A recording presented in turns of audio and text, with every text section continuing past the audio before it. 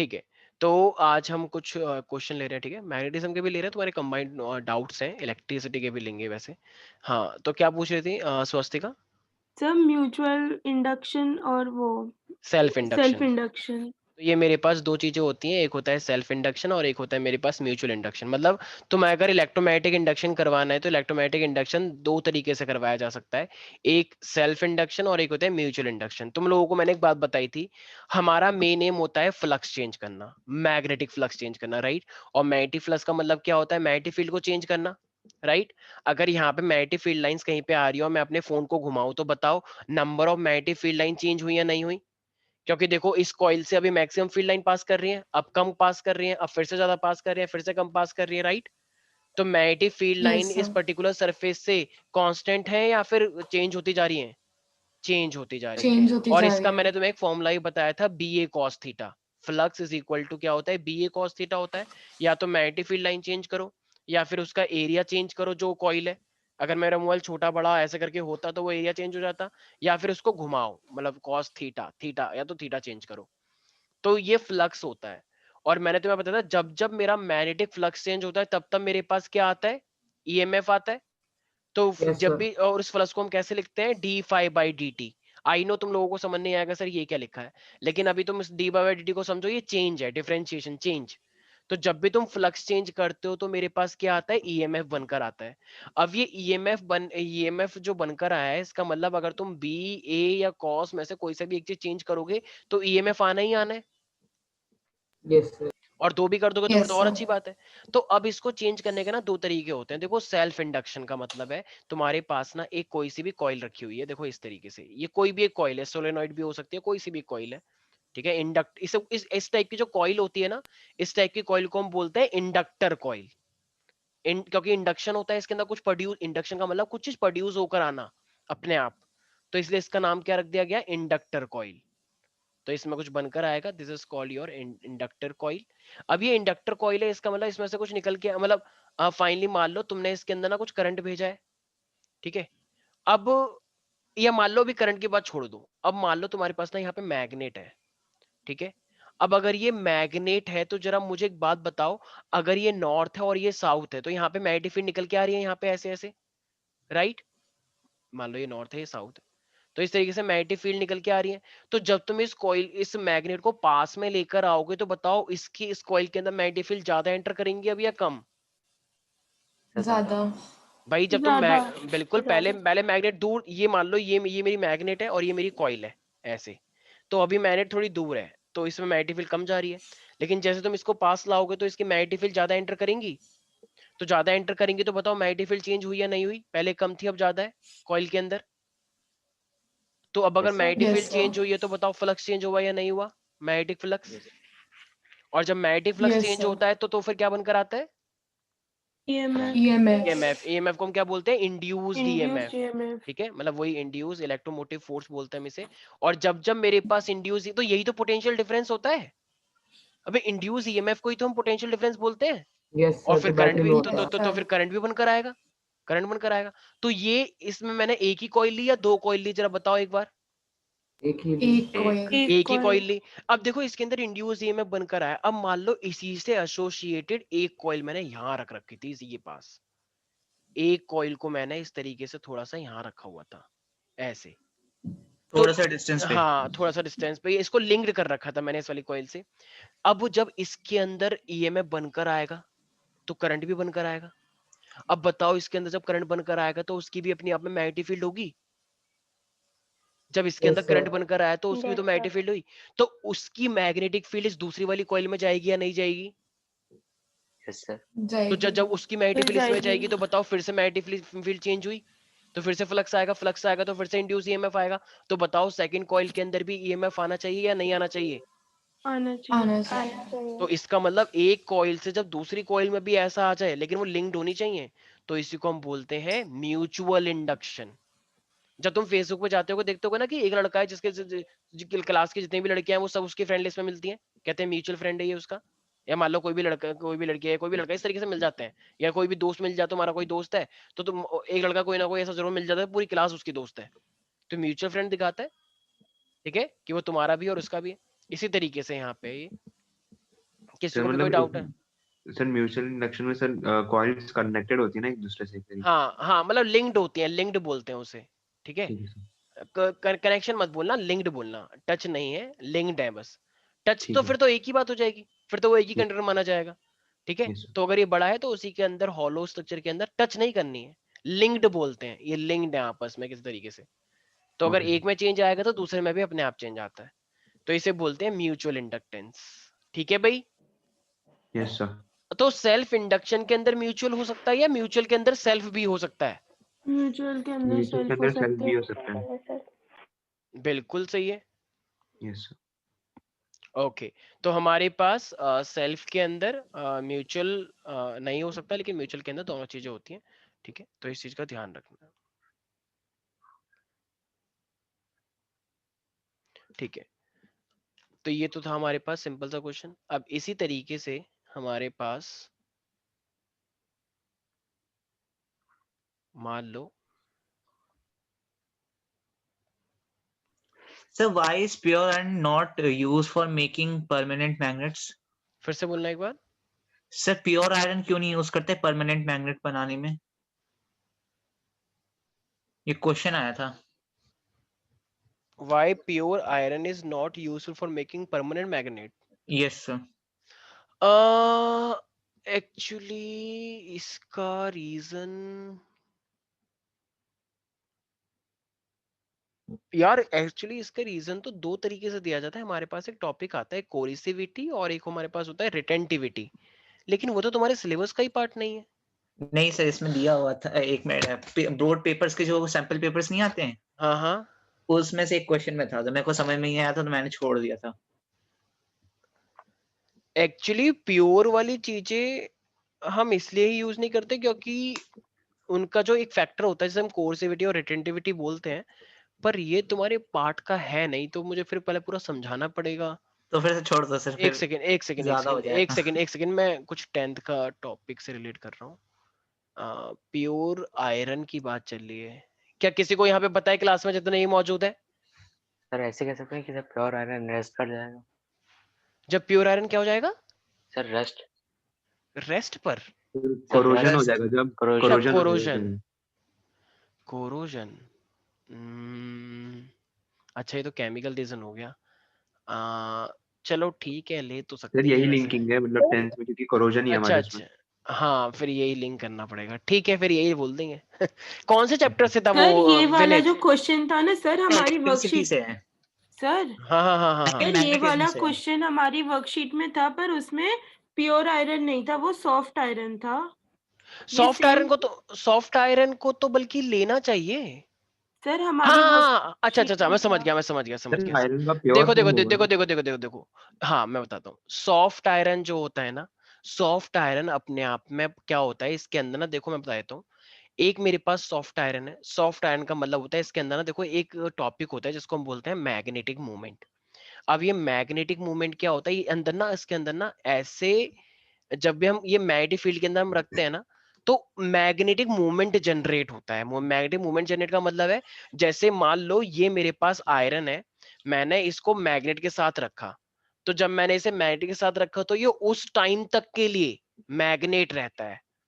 जैसे तुम अपने रिलेटिव के साथ मिलते हो, तुम्हारे रिलेटिव पढ़ते लिखते नहीं है, तुम्हारे रिलेटिव उल्टी सीधी बातें करते रहते हैं कि वही पता है मेरे कॉलेज में तो ऐसा, और मेरे स्कूल में तो ऐसा, मेरे स्कूल में तो एक ऐसी टीचर आई है, मेरे स्कूल के टीचर तो बहुत ही बकवास हैं, पढ़ाते लिखते तो है नहीं, मेरे टीचर भी खूब मजे लेते हैं, और मेरे स्कूल का माहौल बहुत अच्छा है। तो फिर तुम भी ऐसी ऐसी बातें करते हो उसके सामने, क्या तुम फिर उसके सामने ऐसी बातें करोगे? वही पता है इलेक्ट्रिसिटी का ये वाला क्वेश्चन बहुत ईजी है, फिर ये वाला क्वेश्चन बहुत टफ है, लेकिन लेकिन टीचर ने हमको करवा दिया, ऐसे ऐसी बातें करते हो तुम शादी में उससे? नहीं तुम सर। ऐसी बात करोगे, तूने एसिड बेस का सॉल्ट बनाया, चलो उसका नाम बता, बेकिंग सोडा का नाम क्या होता है? फिर वो तुमसे पूछेगा प्लास्टर ऑफ पेरिस का नाम तू बता। ऐसी बातें कोई नहीं करता शादी में।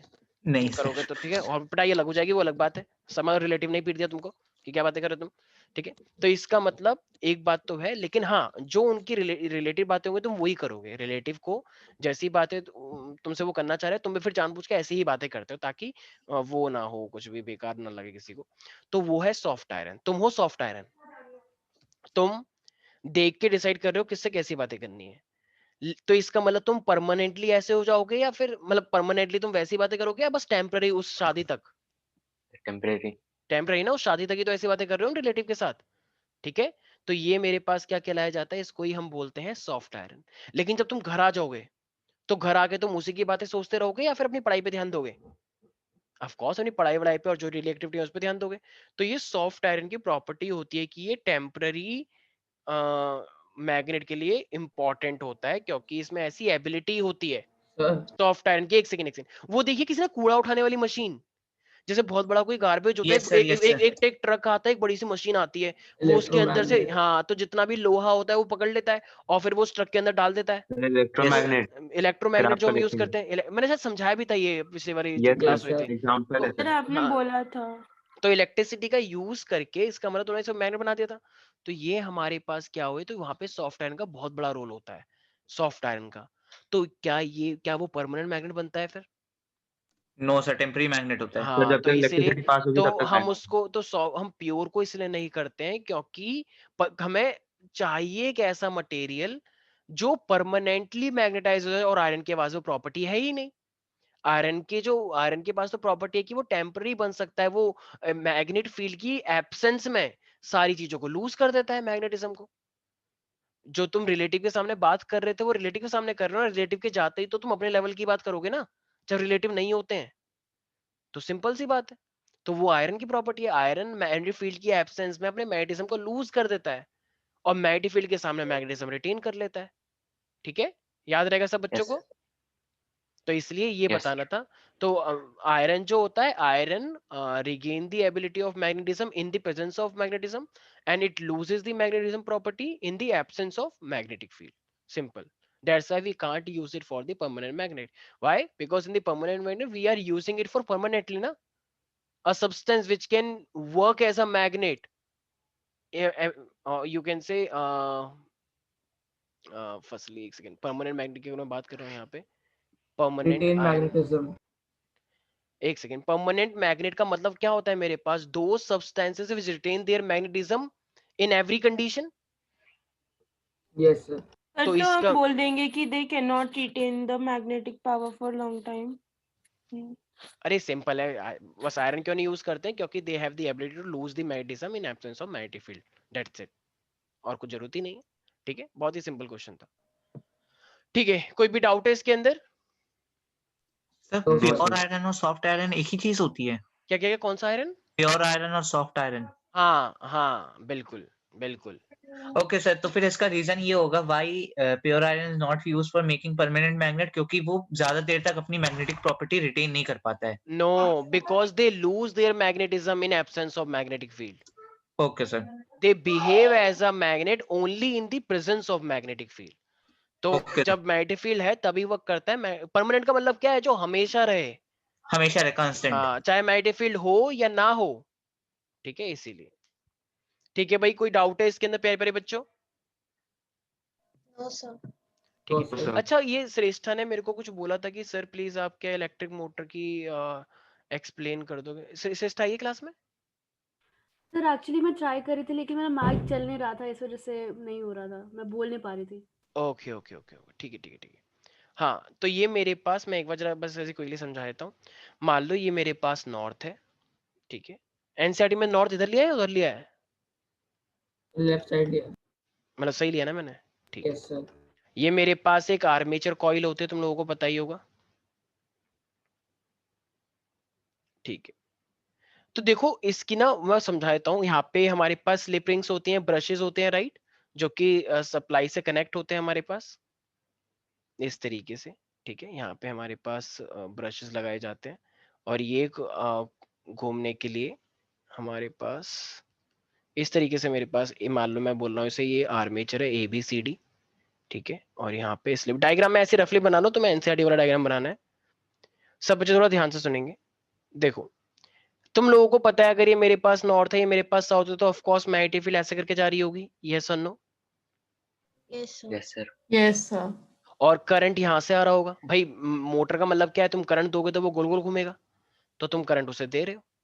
तो ये करंट देखो ऐसे करके जा रहा है, करंट ऐसे जा रहा है, मैग्नेटिक फील्ड ऐसे जा रही है। तो जरा फ्लेमिंग्स लेफ्ट हैंड रूल लगाना एक बार सारे बच्चे, Fleming left hand rule, Fleming's left hand rule. Magnetic field कहाँ जा रही है? Father mother children, magnetic field ऊपर, करंट कहाँ जा रहा है? लेफ्ट सॉरी गलती हो करंट गई ऊपर जा रहा है, मेरे से गलती हो गई, करंट मेरे से ऊपर गलती जा हो रहा गई। है। फादर करंट ऊपर मदर जा रहा है। चिल्ड्रन, करंट ऊपर जा रहा है और मैग्नेटिक फील्ड ऐसे जा रही है, राइट? ऐसे थोड़ा मुश्किल होगा करना, हल्का सा। करंट ऊपर जा रहा है और मैग्नेटिक फील्ड ऐसे जा रही है, तो ये अंगूठा किधर की साइड जा रहा है? Sir straight Into the screen. हाँ, Into into the the screen. Screen. into भाई, the into the screen. screen. ठीक है, इसका मतलब ये जो मेरे पास एक कॉइल है, तो ये वाला हिस्सा अंदर के साइड जाना चाहता है, राइट? अंदर की साइड ऐसे, Yes, sir. ठीक है। अब ये वाला देखते हैं, अगर ये अंदर की साइड जाएगा तो भाई ऑब्वियस सी बात है इसको बाहर आना चाहिए, ऐसे थोड़ी कि ये भी अंदर चला गया, ये भी अंदर चला गया, फिर तो ये मुड़ ही जाएगा ऐसे, तो दिक्कत हो जाएगी फिर तो इसका मतलब अब एक बार जरा आते हैं, देखो यहाँ पे ये करंट कैसे आएगा, फिर यहाँ पे ये करंट कैसे आएगा? नीचे की साइड आएगा। जब नीचे यहाँ की पे ये side. करंट नीचे की साइड आ रहा होगा और मैग्नेटिक फील्ड यहाँ से यहाँ जा रही है, तो जरा फिर से लगाना Fleming left hand rule, father mother children, तो करंट नीचे है, ठीक है। मैग्नेटिक फील्ड ऐसे है, तो अंगूठा अब कहाँ आ रहा है? सर अपनी तरफ. Away from screen. तो Away ये from the screen. Away from the screen या Out of the outward to screen. तो स्क्रीन के बाहर। Outward to the तो भाई सिंपल सी बात है, ये अंदर की साइड जाना चाहता है, ये बाहर की साइड जाना चाहता है, तो बताओ ऐसे करते हुए गोल घूम जाएगा नहीं घूम जाएगा? फिर Yes, sir. क्या Rotating. तुम्हें सच में यही Yes, तो sir. तुम्हें यही तो करवाना था? अब Yes. देखो, अब तुम्हें पता है कि ये वाला जो है, ये वाला तो नीचे वाला करंट है, तो जब ये इस साइड गोल घूम के आएगा तो फिर भैया तुम्हें नहीं लगता कि तुम्हें करंट की डायरेक्शन को उल्टा करना पड़ेगा? Yes, sir. यहाँ पे तो करंट Reverse नीचे आया ना, करना जब ये एक टर्न ले ऐसे करके घूमेगा तो फिर तो यहाँ पे नीचे हो जाएगा। ऐसे से करके थोड़ी घूमती है मोटर, ऐसे से करके वो तो पूरी गोल गोल घूमती रहती है ऐसे। तो इसका मतलब हमें क्या चीज यूज करनी पड़ेगी जो करंट की डायरेक्शन को उल्टा कर दे?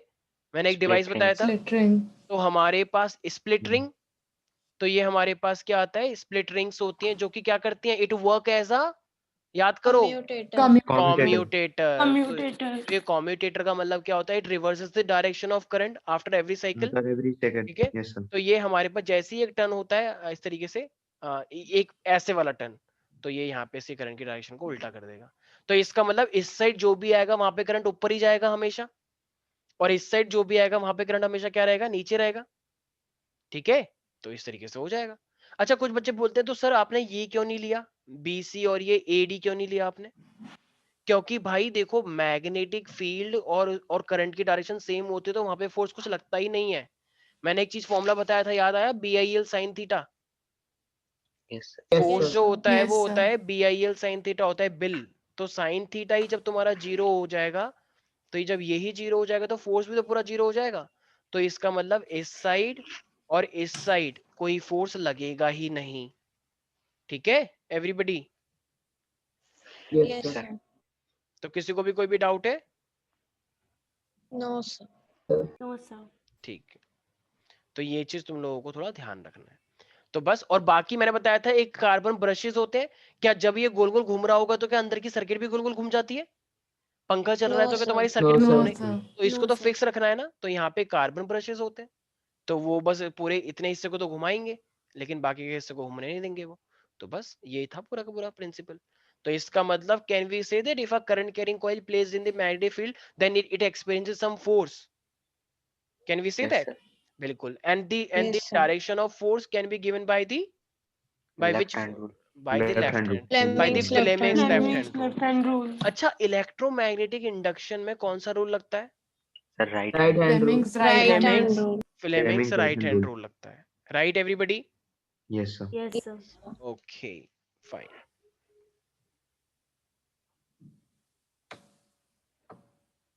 नेक्स्ट हमारे पास है सर जो कैटालिटिक कन्वर्टर होता है, सर हम्म, मैम कह रही थी वो चिमनी में भी लग जाता है। Catalytic converter. हाँ सर। सर प्री बोर्ड में हमारा सर्चन रीजन में आया था ना, तो मैम कह रही थी कि ये दोनों ट्रू हैं और बस करेक्ट एक्सप्लेनेशन नहीं है। अच्छा, एक सेकंड रुको। तो तुम मैम से कहती है मैम ये एनसीईआरटी में लिखा है क्या? पूछा तुमने? सर नहीं था एनसीईआरटी, मैंने मैम को बट ये तो बोला था कि तो कार में होता है, मैम ने कहा नहीं चिमनी में भी होता है।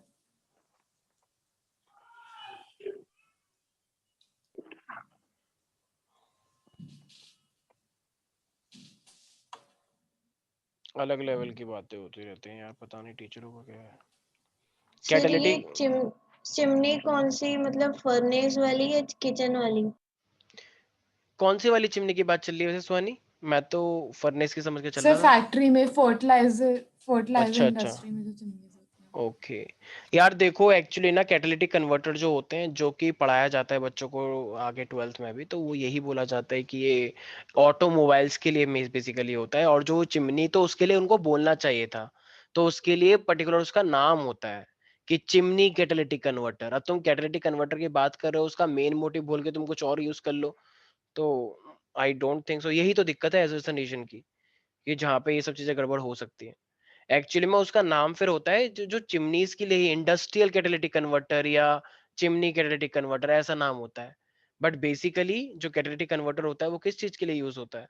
तो वो होता है हमारे पास यही गाड़ियों वाड़ियों के लिए, ऑटोमोबाइल्स के लिए। बट ठीक है, अब क्या कर सकते हैं। ठीक है, तो अब उन्होंने मतलब रैंडम यूज को उन्होंने मेन की तरह रिप्रेजेंट करवाया अपना। सर पर ये तो गलत बात हुई ना। क्या गलत बात हुई ना? हाँ हाँ बिल्कुल हुई गलत बात। अब क्या कर सकते हैं इसमें, यही तो सर बात होती है। मोस्ट तो ऑफ द जो सब है उनका एजर्शन रीजन में कटा है मार्क्स, बाकी सब में ऐसे ही सही है। कटेगा, ऐसे ही कटता है। और यही सेम चीज होती है आईएएस के एग्जाम्स में भी। मतलब आईएएस तो चलो लेवल थोड़ा तुम सोच रहे हो कि ज्यादा हो गया, लेकिन वहां पे भी सेम डिट्टो यही होता है। तुम अगर कोई भी टॉपिक पढ़ रहे हो ना, तो उस टॉपिक के बारे में तुम्हें फुल्ली डिटेल में पढ़ना होता है। क्यों? क्योंकि वो जानबूझ के ऐसा डाटा कभी देंगे ही नहीं जो कॉमनली सबको पता है। वो जानबूझ के कहीं ना कहीं से ऐसी बात उठा के लाएंगे, वहां पे सोचते रहो कि क्या वहां पर भी यूज हो सकता है, क्या वहां पर भी इसका यूज होगा। इसी में सबके मार्क्स बढ़ जाते हैं। बस यही होता है, पता है, पूरा का पूरा जो सिविल सर्विसेज का होता है। वहां पे कॉमन नॉलेज वो कभी पूछते ही नहीं है। वो वहां पे ऐसी चीज तुमसे पूछेंगे जो किसी बुक में तुम्हें शायद ये रेयरली ही तुम्हें कहीं दिखेगी। बहुत डिटेल में इतना कुछ पूछ लेंगे, तो सर वही अभी अब सिविल सर्विसेज की ट्रेनिंग करवा रहे हैं लोग। लेकिन उससे ये दिक्कत हो जाएगी ना, इससे मार्क्स कटने के चांसेस ज्यादा हो जाते हैं 10th में। एजर्शन रीजन ही तुम्हारा इंट्रोड्यूस हो तो गया है, लेकिन इसमें मार्क्स कटने के चांस थोड़े काफी ज्यादा है। तो अब ऐसा वाला सिस्टम है कि 90 भी आ गए तो अगर अगर गंदे वाले उन्होंने दे दिए तो फिर मार्क्स कटने भाई थोड़ा है यहाँ पे। ठीक है, सर पीटीएम है मंडे को। अच्छा ठीक है, उसके तो चलो कोई बात नहीं। मैं तो 10th में इतना कोई दिक्कत नहीं होगा, चिंता मत करो। वो ठीक है, अभी तुम्हारे स्कूल वाले तुमको प्रैक्टिस करवा रहे हैं और एक दो क्वेश्चन तुम्हारे गलत होंगे भी, तो अभी उसकी बिल्कुल भी चिंता करने की जरूरत नहीं है। ठीक है, सब ठीक है, कोई दिक्कत वाली बात नहीं है। ठीक है, जरा एक क्वेश्चन सारे बच्चे करें। इस बार जो टेस्ट आ रहा है उसमें क्या क्या चीजें आ रही है, एक बार जरा बताना। सर इस बार इलेक्ट्रिसिटी, रिप्रोडक्शन और acid basis and salt. Okay okay, तो एसिड बेस एंड सॉल्ट तो देखो वैसे भी तुम लोगों को पता है कि थोड़ा सा वैसा थ्योरेटिकल है, और रिएक्शन सबको याद हो गई है यस सारे सर। बच्चे। Yes sir. Yes sir. Important देखो, रिएक्शन वो जान पूछ के तुमसे ऐसे क्वेश्चन पूछ लेगा कि तुम एकदम वैसे हो जाओगे कि ये क्या है। ऐसे क्वेश्चन तो एक्सपेक्ट ही नहीं किया था। तो वो तुम्हारे साथ कुछ भी घपलेबाजी या कुछ भी तिकड़मबाजी कर लेगा। तो उस चीज के लिए पहले से ही प्रिपेयर रहना। ठीक है, तो जितनी भी रिएक्शन है वो सब दिमाग में आनी चाहिए जब तुम पढ़ रहे होगे। ठीक है, आई नो कि वो प्रैक्टिस से ही होता है, तो प्रैक्टिस उस की लेवल की तुम्हें करके चलनी है। अच्छा, यहीं पर ही अगर मैं तुमसे पूछूं क्वेश्चन की बताओ रेजिस्टिविटी की ऐसा यूनिट क्या होती है, तो क्या बोलोगे ओम रेजिस्टिविटी की? मीटर। ओम मीटर। ओम मीटर। मीटर ओम ओम लगे। मीटर। अच्छा, अब जरा मुझे एक बात बता दो यहीं पर ही कि अगर मैं तुमसे क्वेश्चन पूछता हूँ, देखो वैसे तो सिंपल सिंपल क्वेश्चन भी आते हैं, शायद तुमने वाला भी देखा होगा कि बीच में से अगर इस टाइप का दिया हो तो बीच वाली जो सर्किट होती है उसको हम नेग्लेक्ट कर सकते हैं। और वो कब नेग्लेक्ट करते हैं? सब रेशियो R1 और सेम होता है। R1/R2 का रेशियो R3/R4 बराबर आ के। जाए। ठीक है। अच्छा, ये मैंने एक चीज बताई थी, क्वांटाइजेशन ऑफ चार्ज। अगर मान लो मेरे फोन पे टोटल चार्ज है 100, तो मैं इसे 100 की तरह देखूं या फिर किसकी तरह देखूं? मैंने बताया था एक चीज, क्वांटाइजेशन ऑफ चार्ज, किसी को याद हो तो क्या होता है quantization of charge? Total number of electrons making a charge combined. हाँ, टोटल अगर 100 है तो इसका मतलब ये छोटे छोटे इलेक्ट्रॉन से मिलके बनाया ना टोटल 10। तो वो yes Q sir. Is equal to क्या रहा होगा? Q is equal to N ही रहा होगा ना एनी। एवरीबॉडी। भाई एक इलेक्ट्रॉन पे चार्ज है 1.10 to -19, तो ऐसे बहुत सारे इलेक्ट्रॉन आए होंगे तभी तो वो 10 बना। चवन्नी यस चवन्नी सर। चवन्नी करते करते ही तो 1 करोड़ भी बन सकता है। चवन्नी का मतलब 25 पैसे, 25 पैसे से 1 रुपया बनता है। तो ऐसे करते करते ही तो 1 करोड़ जाएगा, लेकिन नंबर में बहुत ज्यादा चाहिए होगा, तो इसलिए N इंटू E हो जाएगा। यस और no everybody? Yes yes sir. Sir. Yes sir. अच्छा, देखा जाए तो रजिस्टिविटी वैसे तो नेचर को रिप्रेजेंट करती है, सबको पता है। ठीक है। तो एक चीज का और ध्यान रख लेना, ठीक है, थोड़ा फाउंडेशन का है। तो रजिस्टिविटी ना एक्चुअली इसका फॉर्मूला होता है एम, एक second, resistivity is equal to M N E square upon में tau, M by N E square tau, हाँ, M by N E square tau.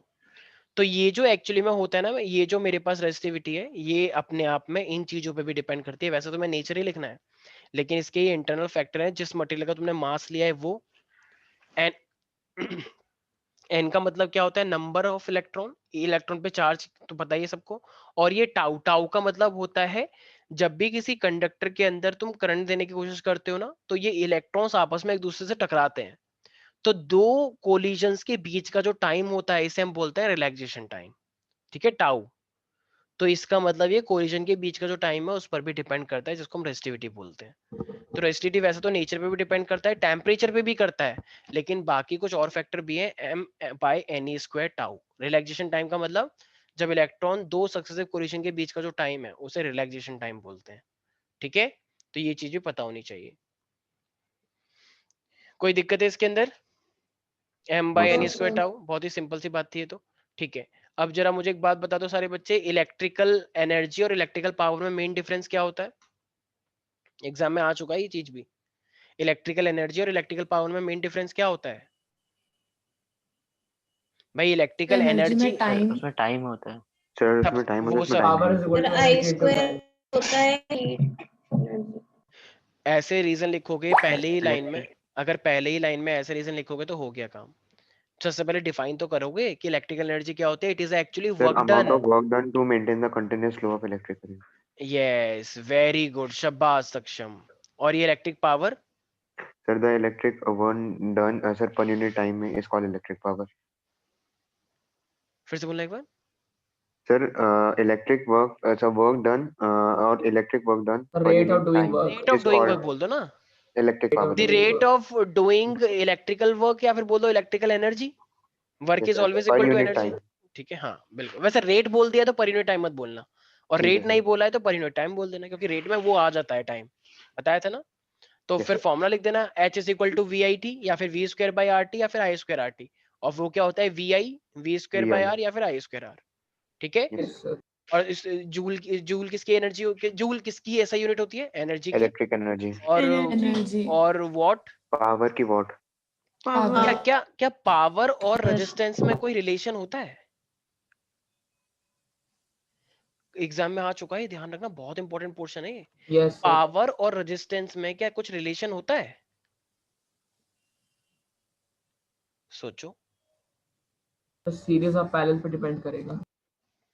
अच्छा मान लो तुम्हारे सर पास P is equal to I square R. I square are.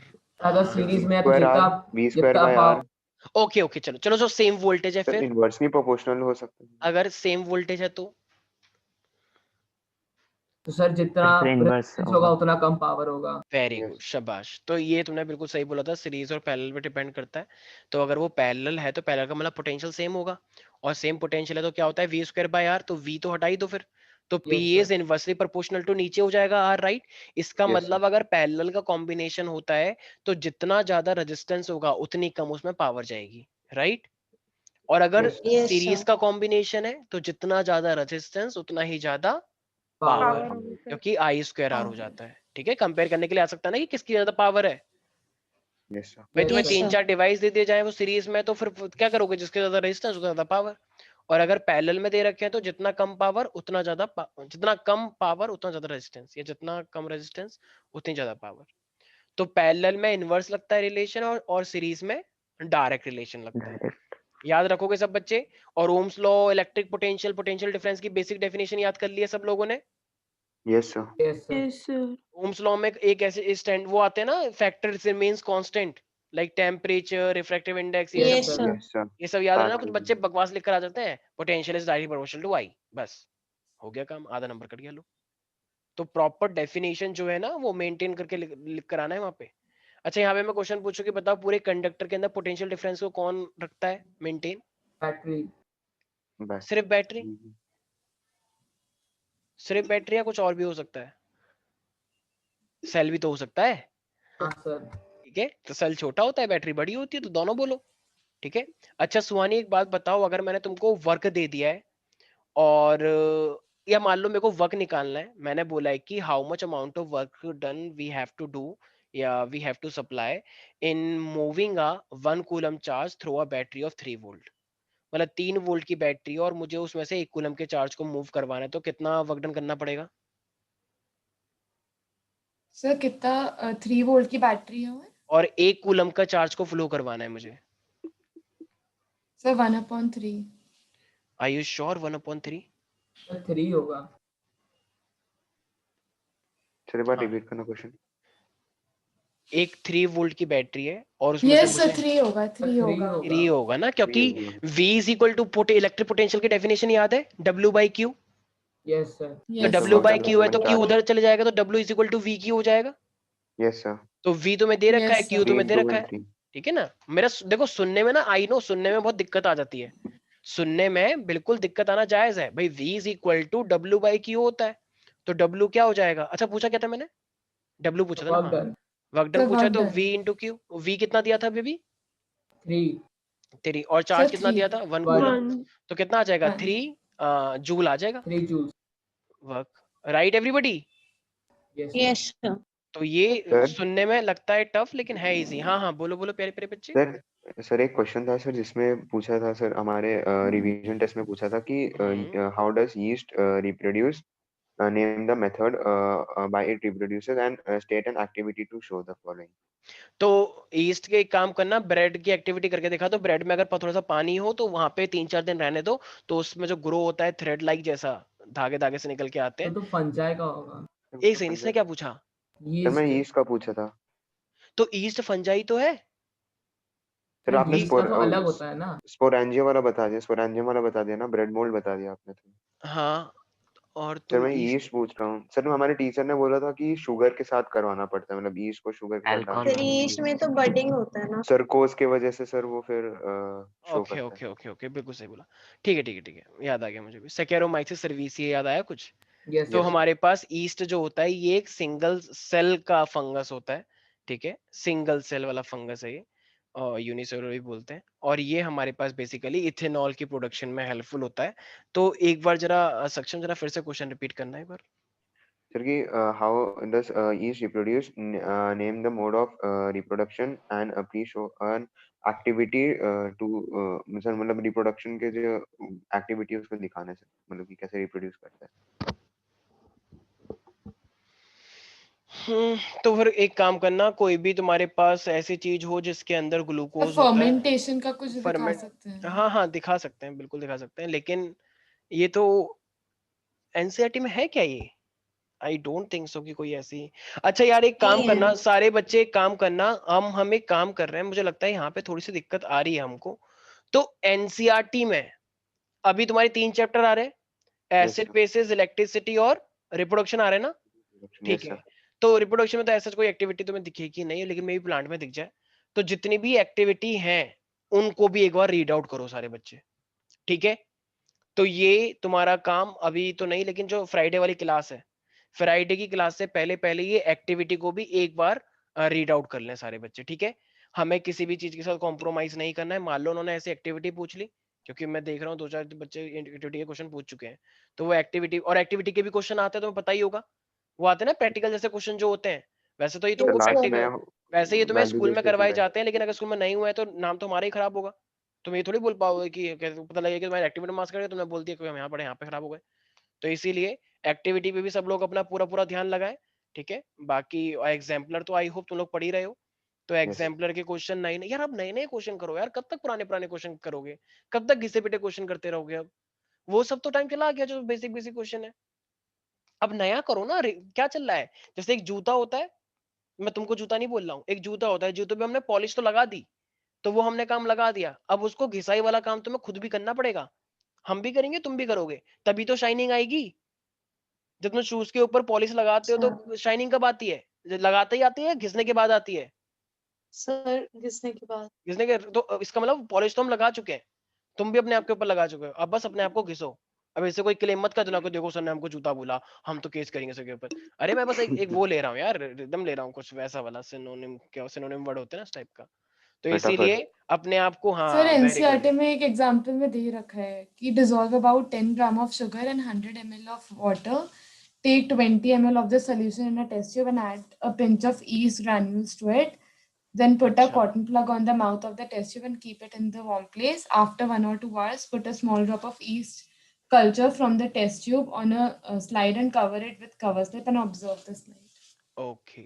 Actually यार देखो ये वाले क्वेश्चन जो है ना, ये जब हम थे अपने स्कूल में तो हमें करवाए जाते थे, ठीक है। लेकिन एक्चुअली यहाँ पे मैं लैब का यूजुअली पढ़ाता नहीं हूँ, तो इसीलिए तुम लोगों को कोई भी दिक्कत आए तो तुम मुझे भेज देना। लेकिन एक्टिविटी पे सब लोगों को देखो अपने आप ही करना पड़ेगा, ठीक है। कोई एक्टिविटी तुम्हें समझ नहीं आ रही है तो मुझे बताना, ठीक है। तो फिर मैं वो लोग करवा देंगे, लेकिन एक्टिविटी यार तुम लोगों को खुद ही करनी पड़ेगी। एनसीईआरटी में अभी 3 चैप्टर आ रहे हैं, तो तीनों चैप्टर की एक्टिविटी पे एक बार सब लोग नजर मार लें, ठीक है। तो मैं होमवर्क आज तक कभी मैंने होमवर्क नहीं दिया है, भगवान साक्षी है, तुम भी साक्षी हो, और ये जो ज्वाला जल रही है ये भी साक्षी है। तो इसीलिए मैंने कभी होमवर्क नहीं दिया, लेकिन अब मैं तुम्हें एक होमवर्क दे रहा हूँ। सब लोग एक्टिविटी लिखने विखने के लिए नहीं बोल रहा हूँ, सिर्फ पढ़ कर आएंगे। तुम्हें बस पता होना चाहिए कि उस एक्टिविटी में क्या हुआ। अपने टीचर ओके से बोलो कि हमको लिंक दो लैब में आपने कैसे करवाया, या हमको लैब में आप लाइव करके पढ़ाओ, या कैसे भी पढ़ाओ, हमें नहीं पता, ठीक है। तो तुम थोड़ा ध्यान रखो इस चीज का, ठीक है सारे बच्चे। Yes sir. तो क्या सर होमवर्क ये दिया है 3 मैंने चैप्टर्स की ना जा रही है। अभी? तो हाँ अभी के लिए, और ध्यान रखना हम कुछ ना कुछ के अंदर इंट्रोड्यूस कर देंगे, ठीक है, एक्टिविटी के ऊपर। और मैं बोल दूंगा, अगर मैं बनाऊंगा मतलब मैं बनाऊंगा तो फिर मैं एक्टिविटी डालूंगा ही डालूंगा, और अगर कोई और भी बनाएगा तो मैं उसको भी बोल दूंगा कि ये डालनी है डालनी है, ठीक है। तो इस चीज का ध्यान रखना, ठीक है भाई। Yes sir. यस तो Yes, sir. इस चीज का सब लोग बिल्कुल पॉजिटिविटी के साथ सारे बच्चे ध्यान से सुनेंगे। हर्षिता, माही, रिया, ध्यान से सुनना सारे बच्चे, ठीक है। एक्टिविटी प्रॉपरली ढंग से पढ़नी है। अब आते हैं टॉपिक के ऊपर। देखो कभी कभी एग्जाम में ऐसा आता है कि तुम्हें एक वीआई ग्राफ दिया जाता है, और वीआई ग्राफ से पूछता है बताओ किसकी रेजिस्टिविटी ज्यादा होगी। तो ऑफ कोर्स कुछ बच्चे कहते हैं कि नहीं नहीं वीआई से कोई रेजिस्टिविटी थोड़ी देख पाते हैं, तो दोनों की एक जैसी रहेगी, लेकिन फिर भी डिफरेंस होता है। तो कैसे निकालोगे तुम लोग? जिसका ज्यादा पी होगा उसका ज्यादा रेजिस्टेंस होगा। बिल्कुल, तो resistivity is directly proportional to resistance भी तो बोल सकते हैं भाई। Yes sir. रेजिस्टेंस जितना ज्यादा होता है उतनी ज्यादा उसकी रेजिस्टिविटी भी मानी जाती है। तो आर तो तुम लोगों ने निकालना सीखा ही है ना यस भाई, सर। इतनी बार तो करवाया है। आर मान लो ये है, ये वी है, ये आई है, सॉरी टेढ़ा हो गया, ये कैसे जा रहा है, ये कैसे जा रहा है, तो मैंने बताया था ना। मान लो ये ए है, ये बी है, तो इसका मैक्सिमम वैल्यू ये, और इसका करंट कम आया है, और इसकी मैक्सिमम वैल्यू ऐसा वाला वी आया, और इसका ये करंट आया है। तो जरा बताना इसमें से वी किसका ज्यादा है, ये बताओ। ए का। ए का वी ए मैक्सिमम आया ना ये भाई। v is equal to I R होता है, तो r इज इक्वल टू क्या हो जाएगा, v बाई आई हो जाएगा। इसका मतलब जितना ज्यादा v उतना ज्यादा r। तो v तो a का ज्यादा है, तो इसका रेजिस्टेंस भी इसका है, तो इसका रेजिस्टिविटी भी किसकी ज्यादा होगी फिर। ए। A. तो resistance is directly proportional to rho, तो इसका मतलब a की ही रेजिस्टिविटी भी ज्यादा होगी, ठीक है प्यारे प्यारे बच्चों। सर रो कहाँ से आ गए यहाँ पे? अरे भाई मेरे रो, हाँ मैं बता देता हूँ। सर आपने रेजिस्टेंस पूछा था रेजिस्टिविटी? मैंने रेजिस्टिविटी पूछा था अच्छा अच्छा अच्छा। भाई। Resistive r is equal to rho L by होता है ना। हाँ तो सर समझ अगर समझ तुम गया। सारे फैक्टर को कांस्टेंट रखते हो एल और ये ए, अगर ये एक ही वायर के लिए हैं, तो फिर ये कांस्टेंट हट के फिर ये बन जाता है तो भाई, मेरे को तुमको लगा पता है। रेजिस्टेंस पूछा। हाँ मैंने रेजिस्टिविटी पूछा था एक्चुअली में, सॉरी सॉरी, ये रेजिस्टिविटी है, रेजिस्टिविटी, ठीक है। अरे भाई प्रोपोर्शनलिटी को हटा के कांस्टेंट लगाते हो, तो कांस्टेंट को हटा के प्रोपोर्शनलिटी लगा सकते हो। सारे बच्चे सुन पा रहे हैं मैं क्या बोल रहा हूँ? Yes, sir. हेलो, समझ आ गया. Yes sir. एल और ए अगर कांस्टेंट है, अगर लेंथ एरिया चेंज को नहीं कर रहे हो तुम लोग, तो रेजिस्टेंस और रेजिस्टिविटी का डायरेक्ट रिलेशन होता है। ये सर ये चीज क्वेश्चन दे रखा है और एल और ए कांस्टेंट है।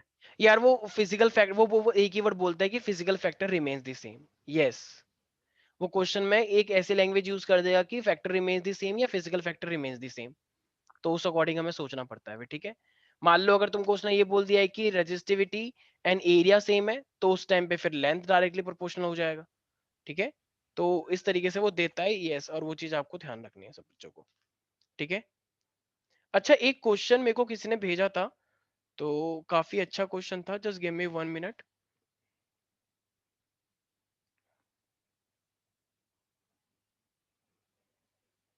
सर मेरे को एक डाउट था सर।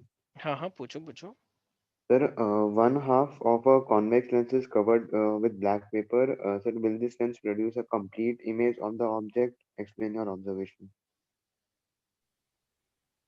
हाफ कवर किया है ना? ये तो Yes, एनसीईआरटी sir. का क्वेश्चन है। ये तो ये तो टेस्ट में आ चुका है। हाँ हाँ भाई बिल्कुल करेगा, क्योंकि मैंने बताया था ना कि सिर्फ दो लाइट रेज जो होती है वो इनफ होती है बनाने के लिए। तो Yes, दो sir. लाइट रे जब इनफ होती है तो वो बिल्कुल बनाएगा। ठीक है। ठीक। अच्छा एक क्वेश्चन है, सारे बच्चे ध्यान से देखेंगे। कृतिका आई है, कृतिका का भाई मोहित आया है। Yes sir. ओके अब हम तुमको कृतिका का भाई बोलेंगे, क्यों? जब तक तुम अपने आप को प्रूव नहीं करोगे अच्छे नंबर लाके, जब तक वो तुम्हें कृतिका का भाई बोलेंगे, क्योंकि कृतिका ने बहुत अच्छी परफॉर्मेंस दी है। तुम्हारे जिस दिन अच्छे नंबर आएंगे उस दिन हम तुम्हारे नाम से बुलाएंगे बिल्कुल प्राउडली। ठीक है। आई एम सॉरी, तुम्हें थोड़ा बुरा लगेगा लेकिन हमको ऐसा करना पड़ेगा।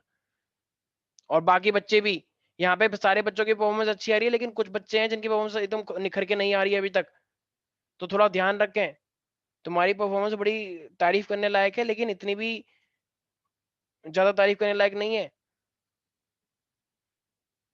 ना तो दाव उठा रहे हैं तुम लोगों के पास, और ना तुम इतने अच्छे से क्वेश्चन ट्राई कर रहे हो। बस सब लोग ऐसे ही निश्चिंत बैठे हुए हैं कि अब तो हमने पढ़ लिया है सब कुछ, हमें सब कुछ आता है, अब तो कोई कुछ हमें रोक ही नहीं सकता। अभी से इतनी ओवर कॉन्फिडेंस वाली बात आ गई है सब लोगों के अंदर। और कुछ लोग तो ये सोच के बैठे हैं कि क्योंकि 31 दिसंबर को तो वो अनाउंस करने वाले ही हैं कि पेपर लेट होंगे, तो फिर तो और मजे आ गए। लो कह रहे हैं in the diagram the potential difference across the P N R is 14 volt. तो पी से लेकर आर तक, पी से लेकर आर तक जो पोटेंशियल डिफरेंस मेंटेन है वो कितना है? 14 वोल्ट है। वोल्ट्स। अब जरा मुझे एक बात बताओ, सीरीज के अंदर पोटेंशियल डिफरेंस सेम रहता है या डिफरेंट रहता है?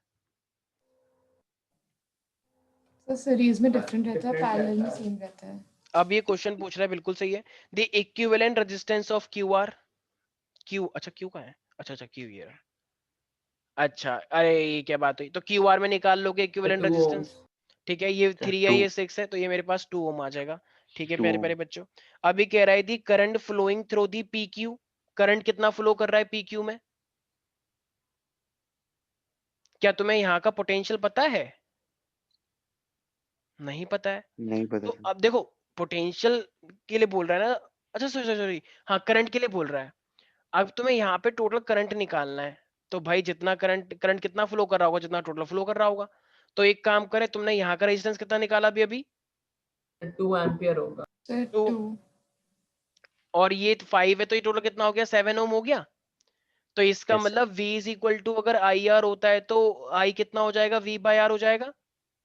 Yes, sir. यस से सर। 2 V, एम्पियर करंट हो जाएगा। तो ये 14 ओम है, और ये मेरे पास R कितना हो गया टोटल? 7। 7. इसका मतलब ये मेरे पास I कितना आ जाएगा? 2 एम्पियर हो 2 गया। है। तो Yes, sir. इसका 2. मतलब भाई ये पूरा का पूरा 2 एम्पियर चल रहा है, तो यहाँ पर भी कितना चलेगा फिर? 2 एम्पियर। 2 2 ampere ampere. चलेगा। एम्पियर। अब ये क्वेश्चन पूछ रहा है, एक सेकंड सर ध्यान सुने। अब ये क्वेश्चन पूछ रहा है the potential difference across the P Q. अब मुझे एक बात बताओ, यहाँ पे भी करंट कितना आया? 2 एम्पियर आ 2 गया। एम्पियर। 10 ये वोल्ट। 5 ओम है, तो यहाँ 10 तो यहाँ का 10 पोटेंशियल ohms। कितना आएगा? V is equal to I R होता है। तो ये 5 इंटू में 2, ये कितना हो जाएगा मेरे पास? 10 10 वोल्ट आ ohms। जाएगा। तो ये 10 सर वोल्ट आ 20 गया। Volt sir. अब ये क्वेश्चन पूछ रहा है the current flowing through the 2 ohm resistor है, 2 ओम का sorry sorry sorry sorry 3 ohm resistor, इसके अंदर कितना करंट आ रहा है? ये बताओ प्यारे प्यारे बच्चों। 2/3। 2/3? Yes sir. अच्छा अच्छा, तो एक सेकंड सर 2/3 होगा। एक सेकंड 2/3 कितना होता है? 1.5 होता है ना? Yes sir. तुम एक सेकंड ऋषभ, नहीं तुम ऐसा सर, ऋषभ ऋषभ ऋषभ ऋषभ ऋषभ मेरी यस आवाज आ सर। रही है तुमको? हाँ, तो तुमने ये सोचा है कि पूरी की पूरी सर्किट के अंदर जो करंट है वो कितना है मेरे पास? 2 एम्पियर है। तो यस अगर सर। पूरा का पूरा 2 एम्पियर है, तो इसका मतलब हमें यहाँ पे अगर करंट बताना है तो पर सर तुम पे इस, पैरेलल में तो करंट डिफरेंट होते हैं। हाँ एग्जैक्टली, तो Yes, इसलिए तुम्हें लगना चाहिए ना कि कुछ ना कुछ तो यहाँ पे हुआ है। इसका मतलब जो भी हुआ है भाई, करंट जो हुआ है वो इसका इतना हिस्सा जाएगा ना सिर्फ। तो सर एक सेकंड हमारा एक सेकंड जाओ। 2 एम्पियर को ही दो हिस्सों में तोड़ा गया है, तो जब 2 एम्पियर को 2 हिस्सों में तोड़ा गया है तो जरा मुझे एक बात बताना। हाँ अब बोलो ऋषभ, तुम क्या बोल रहे थे? 4/3 होगा, 2/3 नहीं होगा। 4/3 होगा। Yes sir. इसका रीजन तुमने 4 कैसे बोला? सर 4 क्योंकि सर 10 वोल्ट मतलब 10 वोल्ट तो हमारा उसके अक्रॉस हो गया, तो बाकी बचा 4 वोल्ट क्यूआर के अक्रॉस हो गया। और सर क्योंकि पैरेलल में तो सेम ही रहता है, तो 4 वोल्ट ही होगा, दोनों साइड 4 वोल्ट जाएगा। और रेजिस्टेंस हमें दे ही रखा है 3 ओम्स, तो 4/3 हो गया। अच्छा ठीक है, देखो हमारे पास बहुत ही अच्छा लॉजिक लगाया है इसने। पूरी सर्किट में 14 वोल्ट का पोटेंशियल डिफरेंस था, तो 14 में से 10 वोल्ट तो यहीं पर ही लग रहा था ना। बोलो प्यारे प्यारे बच्चों, तो बाकी बचा कितना फिर? भाई 4 बचा ना, तो 4 बचा। अब दो एंड के बीच का होता है 4, इसका मतलब यहां तक के लिए सिर्फ कितना पोटेंशियल डिफरेंस है? इन 2 पॉइंट पे सिर्फ 4 का वोल्ट है, तो वो 4 यहाँ पर भी है और वो 4 यहाँ पर भी है, राइट? तो हमें क्या पता है, I इज इक्वल टू क्या होता है? V/R होता है। अगर I is equal to V/R है तो V कितना है तुम्हारे पास? 4, और R कितना है? 3, तो ये 4/3 आ जाएगा। कितना आ जाएगा? ये 1 समथिंग आ जाएगा। ठीक है, डिवाइड कर लेना। आई गेस 1.3 समथिंग आएगा। 1.3 ठीक है भाई, यहाँ तक किसी को भी कोई दिक्कत है क्या? Everybody? No sir. No sir. अच्छा एक सेकेंड। अब अगर ये मेरे पास 2 एम्पियर है, एक सेकेंड जस्ट रुकना। अगर ये 2 एम्पियर है और अगर मैं इसका 6/9 करता हूँ, तो 6/9 कितना होता है मेरे पास? सर 2/3। तो 2/3 हुआ तो ये। 4/3 आ गया। 4/3 ये आ गया। हाँ अब देखो सारे बच्चे ध्यान से सुनना, मैं क्या बोलना चाह रहा हूँ। सारे बच्चे कान खोल के सुने कि मैं क्या बोलने वाला हूँ, क्योंकि इसमें मान लो अगर तुम्हें पोटेंशियल डिफरेंस ना दिया होता, ठीक है? अगर तुम्हें अभी तो ऋषभ ने क्या करा, चला के दिखाई इसने कि बोला कि 10 यहाँ पे है तो ऑफकोर्स 4 यहाँ बचा, तो और ये चलाकी काम आनी भी चाहिए, सबको पता होना चाहिए। लेकिन अगर तुमको पोटेंशियल डिफरेंस में ना देता, मान लो ये पोटेंशियल डिफरेंस मैंने नहीं दिया, तो तुम कैसे निकालते? देखो रेजिस्टेंस है ना, रेजिस्टेंस तो रोकने की कोशिश करता है। तो अब पता है तुम क्या करोगे, लेकिन तुम्हें करंट इस बार दिया हुआ है। मान लो करंट तुमको पता लग गया कि पूरे सर्किट में 2 एम्पियर चल रहा है, तो इसका मतलब ये 2 एम्पियर ही तो डिवाइड हुआ है यहाँ पे और यहाँ पे। अब 2 एम्पियर का कितना हिस्सा यहाँ गया और यहाँ गया है? देखो अगर ये सपोर्टिंग फैक्टर होता रेजिस्टेंस, तो हम यही लेते डायरेक्टली। लेकिन देखो अगर ये जैसे मान लो रेजिस्टेंस नहीं होता, ये होता कंडक्टेंस होता कि हाँ अलाउ करो, तो तुम पता है क्या कहते? 2 एम्पियर इनटू में प्रोबेबिलिटी तो जानते ही होगे, तुम्हें 3 के अंदर फ्लो करवाना है, तो तुम लिखोगे 3, और टोटल कितना है? 3 और 6, टोटल कितना है? 9। तो तुम यहाँ पे लिखते। लेकिन ये कब करते? जब ये सपोर्टिंग फैक्टर होता। लेकिन क्या रेजिस्टेंस करंट के लिए सपोर्टिंग फैक्टर है? No sir. तो इसलिए अब तुम 3/9 नहीं करोगे, तो सिंपल मैथमेटिक्स भी है, मैं क्या सपोर्टिंग कर रहा हूँ, तो ये तो सिंपल मैथमेटिक्स है, क्योंकि वो अलाउ नहीं करता करंट को, तो तुम क्या करोगे? 6/9। ठीक है, तो इसका मतलब मैं ये कहना चाह रहा हूँ प्यारे प्यारे बच्चों, अगर तुम्हें इसके लिए बताना है तो जितना टोटल करंट होता है तो तुम क्या करोगे? 6/9। और अगर तुम्हें इसके लिए बताना है तो तुम करोगे 2 इंटू में 3/9। तो जिसका बताना होता है उसका अपोजिट का टोटल ले लेते हैं। समझ में आया मैं क्या कह रहा हूँ? अच्छा जरा बताना। सर स्टेटमेंट क्या लिखेंगे कि स्टेटमेंट नहीं है, कुछ स्टेटमेंट लिखना ही नहीं है, कोई स्टेटमेंट लिखना ही नहीं है, ये सिंपल मैथमेटिक्स है। स्टेटमेंट कभी लिखना ही नहीं होता, ये तरीका है निकालने का। स्टेटमेंट नहीं बतानी होती कुछ, ये स्टेटमेंट कभी पूछेगा ही नहीं, ये तो बस तुमसे सॉल्व करने के लिए बोलेगा, तो सॉल्व करने का तरीका होता है। तो अगर तुम्हें वैसे तो पोटेंशियल दे देगा, लेकिन अगर नहीं देगा तो फिर ऐसे करना है। ठीक है, याद रहेगा सब बच्चों को? तो अच्छा निकाल भी सकते हैं, बड़ा मेथड होगा लेकिन वो। ये मेरे पास 2 एम्पियर था, तो अब जरा बताना, अगर 6 ओम में मुझे पूछना है यहाँ पे कितना करंट आ रहा है, तो क्या बोलोगे? तो 2 एम्पियर का कितना हिस्सा जा रहा है फिर यहाँ से? 2/3। व्हाट? सर 2/3 आंसर है मतलब। अच्छा तो पूरा प्रॉपर्ली पहले समझाओ। सर तो 2 2 इंटू एम्पियर है 3/9। हाँ 3/9, ठीक है, क्योंकि इतने हिस्से का तो हमने करंट के इतना हिस्से का निकाला ना ये, तो 3 इंटू में, क्योंकि ये अपोजिंग फैक्टर होता है तो इसलिए इसके लिए निकल के आएगा ये। तो जिसमें निकालना होता है उसका अपोजिट वाला हम ऊपर लिखते हैं, बाकी टोटल। तो ये इस तरीके से आंसर आ जाएगा। ठीक है, सब बच्चों को याद रहेगा इस टाइप के क्वेश्चन को? Yes sir. Yes sir. से पोटेंशियल वो देगा, लेकिन स्टिल तुमको पता होना चाहिए। Just give me 1 minute. अरे 7, ओके, चलो ठीक है, बाकी रेस्ट ऑफ द क्वेश्चन हम नेक्स्ट क्लास में करते हैं। ठीक है, आज के लिए इतना ही। तो बाकी के ये जितनी भी एक्टिविटी है वो पढ़ के आना, कल हम इलेक्ट्रिसिटी के और भी क्वेश्चन ट्राई करेंगे। ठीक है, आज के लिए इतना ही, bye bye. Thank you sir.